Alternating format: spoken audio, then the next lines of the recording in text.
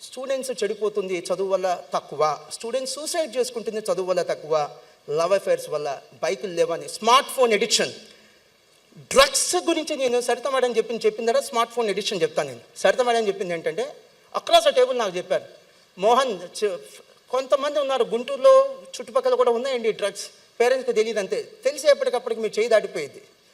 గమనించండి, నేను మా స్టూడెంట్స్కి చెప్తుంటారా, మీ ఫ్రెండ్స్ ఎవరైనా అబ్నార్మల్గా బిహేవ్ చేస్తుంటే మీ ఫ్రెండ్స్గా మీకు బాధ్యత ఏంటంటే మాకన్నా చెప్పండి, వాళ్ళ పేరెంట్స్ కన్నా చెప్పండి, కనీసం కాయిన్ బాక్స్ నుంచి ఫోన్ చేసి చెప్పండి రా అంటాను.